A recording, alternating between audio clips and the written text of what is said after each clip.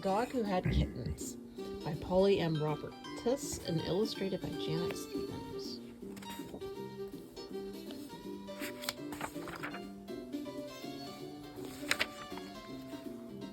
Baxter, the basset hound, was in his backyard enjoying the smells of spring. Suddenly he heard a fuss. "Eloise," the boy was shouting. "Everybody come look at Eloise." Baxter trotted towards the side of the garage. He got there just as the boy's parents did. He had to push his head between all the legs to see what was going on. There, lying on her side in a box, was Eloise. When she saw Baxter, she bristled, her fur, and hissed. Baxter just had time to see the squirming little bodies attached to her belly before the boy led him away to the oak tree. "You'd better stay here for a while," the boy said. "We're going to move Eloise into the house with the kittens. She's very nervous." So Baxter was chained to the tree and abandoned. "Kittens," he thought, "just what I need. More cats around the place, more attention for Eloise, less attention for me." He lifted his head and bowed.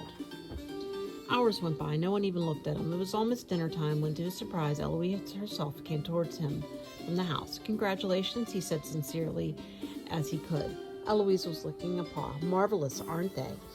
she purred. "How many?" "7. 3 of them look like me." "Gorgeous." Baxter slumped down in the grass. 7 kittens. This was worse than he'd imagined. "That's nice," he said miserably. "How long am I going to be an outcast then? It wasn't my idea to chain you up. All the same, I'd appreciate if you'd stay away for a while. You are a dog, and the kittens and I are cats.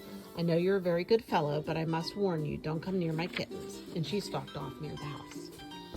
Finally, the boy fed Baxter and scratched him and hugged him.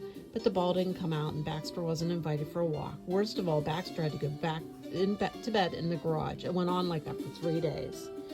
Baxter was allowed in the house, but not in the laundry room where the kittens lay in a large box. He could hear their thin cries from time to time. One day the family left the house. They didn't quite shut the laundry room door. Baxter nosed it open and pushed inside. He could hear the kittens crying. Eloise was nowhere in sight. Baxter hung his head over the side of the box, and he had a good look. Suddenly he didn't feel a bit jealous. They're so tiny, he thought. Their eyes aren't open, and they can't even hold their little heads up or walk. The mewing babies seemed to be searching. Their cries were the most pitiful sound Baxter had ever heard.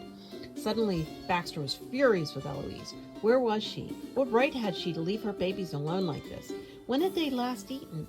Baxter began to pace around the room. The kittens' cries grew louder. "Oh, why? Why doesn't anyone come?" he thought desperately. Finally, he went back to the box. The kittens were in a ball in the corner. Delicately, Baxter stepped into the box. He lay down carefully, taking most of the extra space. The kittens sensed his warmth and began to pull themselves towards him, crying louder than ever. Blindly, they stumbled and tumbled over each other until they were between his front paws.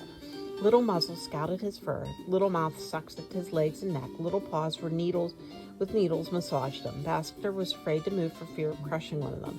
He held still for a long time. At last, the kittens fell asleep. He sniffed and poked them gently with his big nose. All at once, he felt happier than he'd ever felt before. "I did it," he thought. "I helped them. They feel safe now. This is wonderful." Suddenly, there was Eloise with her eyes like embers. Eloise gave him a hard look, leaped into the box, and began at once to sniff and push the kittens. They began to wake and cry. "Get out," Eloise said. Eloise is mad. Baxter climbed carefully out of the box. "I didn't hurt them. I can see that, but it's feeding time. You're in the way." "Past feeding time," Baxter said, remembering his anger. "Poor little mites, crying and crying, and where were you then? None of your business. Don't think I don't know my business. Kittens are always hungry. They think I have to get away from them time to time." Baxter looked at Eloise. The kittens were suckling. "A pretty sight," he said humbly. Once the kittens realized that Eloise trusted Baxter around the kittens, everyone relaxed.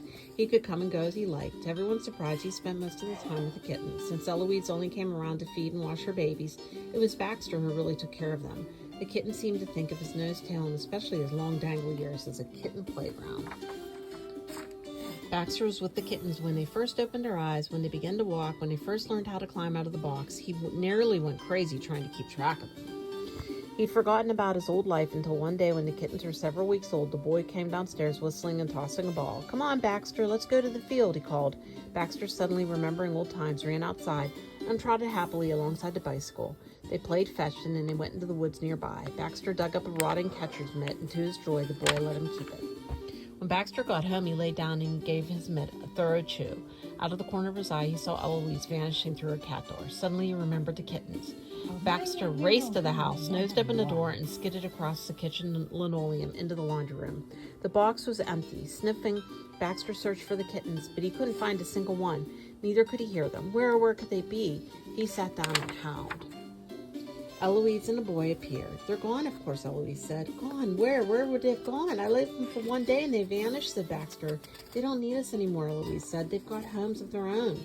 They've gone to be cats like me. Goodness, didn't you notice how big they were getting? Baxter could hardly eat his food that night. He lay at the boys' feet at dinner, and when the family went to bed, he tried to sleep, but he just felt too lonely. Finally, he got up and went in the laundry room where the box was full of moonlight. He snuggled up in it, comforted by kitten smell. He was still feeling too sad to sleep when, with a soft thud, Eloise landed next to him and curled up on his head. It occurs to me I never did thank you for all your help, she said. You're welcome. I enjoyed every minute of it, he sniffed. Eloise began absently to lick his ear. Well, she said, I have to admit, it's strange without them. It's good to know I might have more kittens someday. Anyways, I'm glad you're still here. Oh, Eloise, really? Baxter sighed happily. He fell asleep at last while Eloise licked and licked his ear, just as though he were a kitten. The end.